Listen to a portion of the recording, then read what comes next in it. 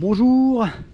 Alors aujourd'hui 6 juin, déjà 6 juin, hier soir par hasard, j'ai été accueilli chez une famille adorable et qui m'ont invité pour le petit déjeuner, un petit déjeuner familial. Donc merci encore Claude et Christine pour cet accueil très sympathique. Je ne suis pas très loin de Lannion et on file vers Perros direct. Ah là je sais pas où je suis. Donc je suis toujours sur la vélo maritime numéro 4 pour ceux qui prennent le train, si je puis dire, en route, qui va de Roscoff à Kiev en Algérie. Je ne suis pas loin de Trébeurden, je ne sais pas comment on dit, hein. Veuillez m'excuser, la langue bretonne. Superbe plage, et là-bas tout au fond, je vais agrandir, il y a comme une plage déserte. C'est vraiment très joli, c'est dommage qu'il n'y ait pas un petit rayon de soleil là-dessus et ce serait parfait. Vraiment des très jolis paysages que je ne connaissais pas. On ne peut pas passer en Bretagne sans voir des menhirs. C'était le menhir de Saint-Uzec. Il fut érigé entre 5000 et 4000 ans avant Jésus-Christ. Il mesure un peu plus de 7,50 m et la cristallisation que l'on aperçoit au sommet et les signes qui sont gravés date du XVIIe siècle. Voilà pour la petite histoire. Je dois tirer un coup de chapeau à mes amis bretons parce que ils ont tous, chapeau rond bien sûr, ils ont tous des jardins superbement entretenus, enfin pratiquement tous. C'est vraiment très beau. Alors en plus, ils ont un pays qui s'y prête hein, pour avoir de la pelouse. Moi, chez moi, la pelouse du côté de Nîmes, ça n'existe pas. Donc, ils ont des super pelouses, des très belles maisons, des fleurs, tout est très bien entretenu. Et en plus, ils ont cette chance extraordinaire, j'ai discuté un petit peu avec mon hôte hier soir, c'est que tout pousse, il y a des bougainvilliers incroyables, il y a des palmiers superbes, ils ont des cerises, ils ont... Apparemment tout pousse, parce que il ne gèle jamais. Là, on est en pleine période électorale, il y a déjà tous les panneaux. Alors un beau spécimen de mégalithe, donc un dolmen qui aurait été restauré en 1930, redécouvert et restauré. Alors il serait daté de l'époque néolithique de 2000 ans avant Jésus-Christ, mais moi je suis pas professionnel, mais c'est très difficile de dater. Tout ça c'est des suppositions parce que la pierre ne peut pas être datée. La pierre c'est de la pierre. On ne peut pas dater une pierre au carbone 14 comme des fossiles ou des plantes fossilisées. Donc tout ça c'est des suppositions. On ne sait pas grand chose de cette époque là quand même. On va continuer notre chemin. Puis on va le laisser là, on va pas le déménager. Hein. J'approche de Perros direct. Et on a tout ce paysage de granit rose, ouais, qui ne peut m'empêcher de penser à l'obélisque de Luxor, où je me suis rendu bien plus souvent qu'ici. On aperçoit le port de Ploumanec à marée basse. Mais c'est vraiment joli. Et alors forcément tout est en granit rose, même le pont est en granit rose. Tout ça c'est du granit rose. Hein. Et pour les puristes, le granit est une roche magmatique à texture grenue. D'ailleurs en s'approchant, on peut observer les multiples grains qui la composent. Hein. Ces grains sont issus principalement de 3 minéraux. Le feldspathe, le quartz et le mica. Pour les puristes, hein, moi c'est ce que j'ai appris en Égypte. Alors justement avec ces grains c'est très facile à travailler. Il ne faut pas oublier que les Égyptiens travaillaient ça avec du cuivre. Ils frottaient avec des instruments en cuivre. Bon, ça prenait du temps quand même. Et je tombe sur vraisemblablement une carrière de granit. Là on voit très bien. Hein. Ici ils utilisent le granit rose, mais ils font des joints pourris d'ailleurs. Les Égyptiens, eux, ils faisaient pas de joints, ils travaillaient mieux que ça.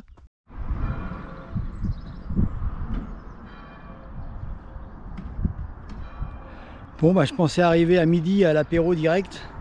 C'est raté, j'y suis pas encore. Je vais encore avoir quelques kilomètres. On entend les cloches. Midi. Alors sur ce genre de terrain, on a l'impression que le vélo colle à la terre. Je ne sais pas ce que vous en pensez, chers véloteux, vous me direz ce que vous en pensez, mais on a l'impression que le sol essaye d'absorber le vélo et on a beau essayer de pédaler, on colle à la piste. Alors encore, le genre de piste où ceux qui ont des petites roues fines, ça va pas être facile. Et voilà, midi 20, le port de Perros-Guirec. J'y suis enfin.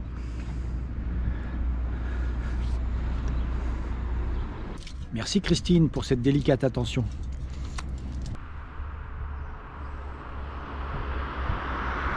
Ici il y a des chevaux. Alors là, de plus en plus je vois des chevaux avec des sortes de bonnets sur la tête. Un petit peu comme s'ils allaient au sport d'hiver. Le problème c'est que ça leur couvre aussi les yeux. Donc je me disais bon, c'est dommage, ils peuvent pas voir, ils peuvent pas voir leurs copains. Mais bon, en même temps pour manger c'est pas compliqué, il suffit de baisser la tête pour manger l'herbe. Mais quand même, je me suis renseigné. Mais pas du tout. J'y connais rien, moi je suis pas chevalier. Hein. Je suis seulement pédalier. Pas du tout. C'est pour éviter que les mouches aillent dans leurs yeux, mais ils voient à travers leur petit bonnet de soie. Là. Voilà. C'était juste, je suppose qu'il y en a plein qui le savent, mais peut-être que d'autres ne le savaient pas. Moi en tout cas, je viens de l'apprendre. Ça, qu'est-ce que c'est? Qu'est-ce que c'est? Eh bien, ce sont des artichauts de Bretagne. Non, ce n'est pas les ananas. En plus, on est en pleine couvaison. Ils vont pas tarder à éclore. Ils vont être bons à manger. Parfait. À point. Bon, on dirait qu'il a neigé encore une fois. Ça fait bizarre.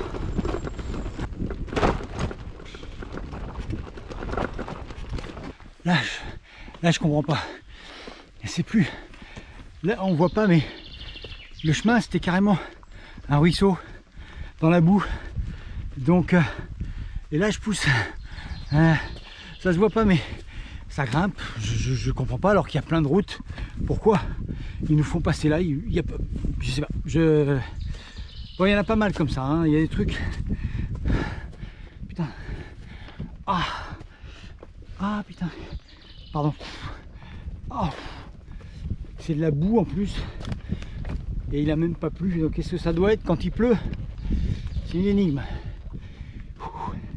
Si encore il y avait un dolmen ou quelque chose, mais il n'y a rien, il n'y a que de la boue.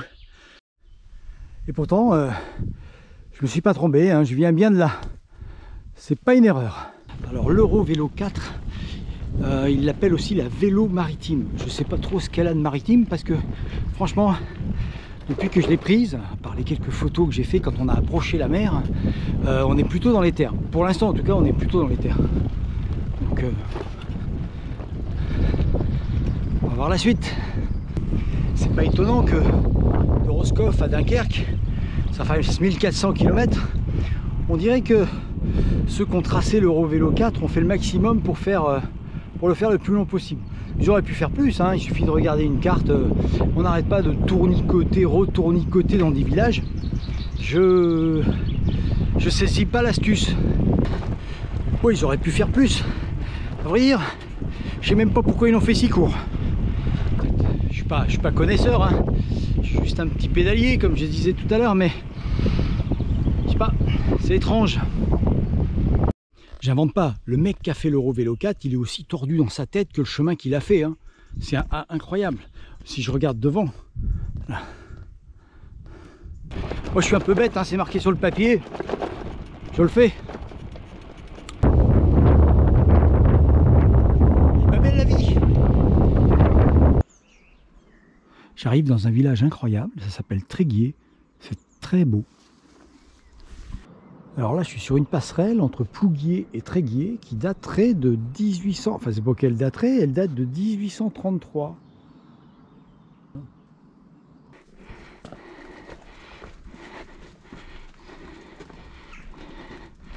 Alors, je suis dans le vieux Tréguier. Franchement, c'est très joli. Très joli. Et comme d'habitude, les Bretons prennent soin de leur maison. Donc c'est C'est vraiment très propre et bien.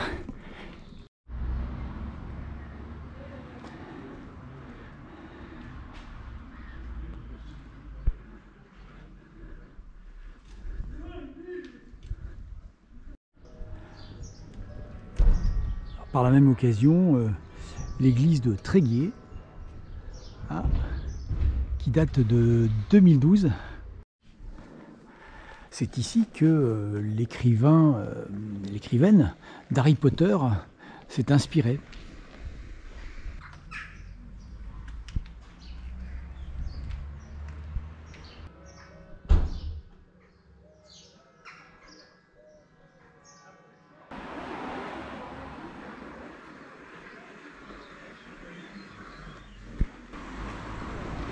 Honnêtement, j'en prends plein la vue. C'est superbe, superbe. Je tombe sur un calvaire comme j'ai rarement vu. On va le voir de plus près.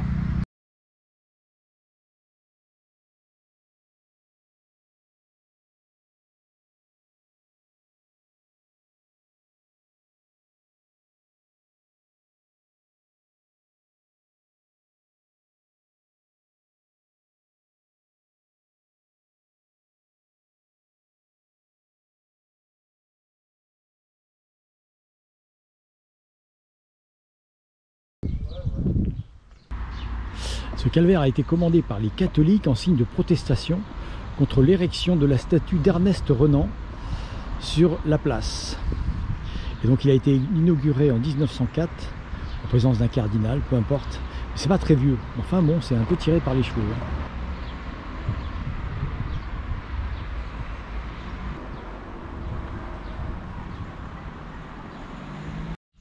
Non mais j'invente pas, regardez les côtes qu'on doit monter. Je suis avec le patin au frein, enfin le frein avec les patins, voilà, le vélo il descend tout seul. Lézardrieux, ça change un petit peu comme centre de l'ordinaire, avec une grande avenue juste en face de l'église. C'est original, encore une nouveauté.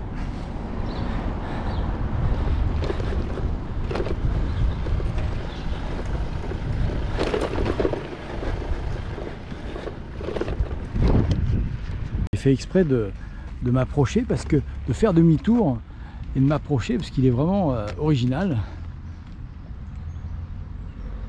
Là je passe au-dessus du Trieux.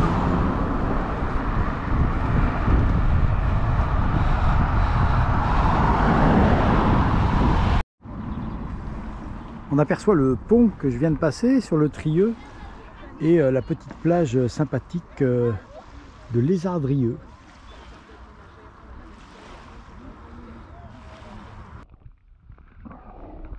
Qu'est-ce que je fais à cette heure-ci? Je fais le plein d'eau. Ils viennent juste de se rentrer dedans. Alors moi je voulais vous dire, j'en rêvais, Paimpol l'a fait. Je suis à Paimpol là. Ça doit être le carrefour principal d'ailleurs. Je suis à Paimpol et je rêvais d'une pizza.